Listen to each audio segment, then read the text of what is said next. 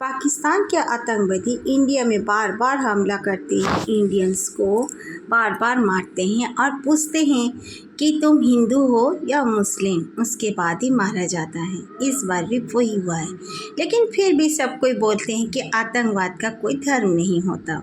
Secular भी यही बोलते हैं, लेकिन क्यों बोलते हैं सेक्युलर?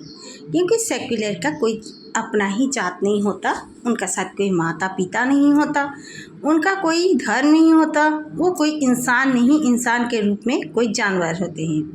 पहली बात, हमारे भारत में पाकिस्तान इतना कुछ करता है और फिर इतना लाभ उठाने के बावजूद भी भारत से इतना ईर्ष्या करता है। और बांग्लादेश भिखारी देश जो है वो कह रहा है कि पाकिस्तान के साथ वो है।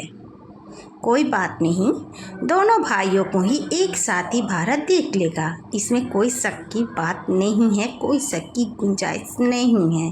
ओके, पाकिस्तान को और बांग्लादेश को अगर भारत चाहे तो गाजा जैसे बनाते हुए ज़्यादा टाइम नहीं लगेगा, लेकिन भारत इतना ईर्ष्यालु और भारत इतना दरिंदा देश नहीं है, इसीलिए अभी तक बांग्लादेश और पाकिस्तान दोनों खड़े हैं। बांग्लादेश भी बार बार इंडिया को नीचा दिखाने का कोशिश करता है, लेकिन हंसी आता है क्योंकि बांग्लादेश के पास वैसा कुछ भी नहीं है जो कि इंडिया के पास है। बांग्लादेश फिर भी अपना हल्ला बोल करते रहता है और यहीं पे आता है, इंडिया में आता है, यहीं पे भीख मांगता है। तो बांग्लादेशियों, तुम लोग सुधर जाओ, वरना तुम्हारी भी हालत पाकिस्तान से भी बहुत बुरी हो जाएगी और बहुत सी जल्द ही होगी, इसीलिए सुधर जाओ। अगर ना सुधरोगे तो इंडिया तुम लोगों को सुधरने के लिए है। और एक बात, पाकिस्तान कहता है बाप, तुम बाप कैसे हो सकते हो?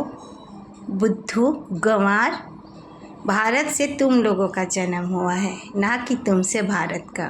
भारत पहले से खड़ा है, भारत से ही सब तुम सब जितने भी टुकड़े भारत का 25 टुकड़े हुए हैं, भारत से ही टुकड़े इधर उधर गया है। और तुम लोग सब भारत से ही इस तरह से बात करते हो।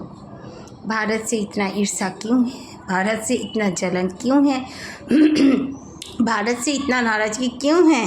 इसलिए है क्योंकि भारत अब तक खड़ा है और भारत खड़ा रहेगा हमेशा, और अखंड भारत भी होगा ज़रूर, कोई नहीं रोक सकता। चाहे देर होगा, देर से ही सही, बट होकर रहेगा ज़रूर। ये हम सब का कोई मनगढ़ंत कहानी नहीं है, यही सच्चाई है। राम राम दोस्तों।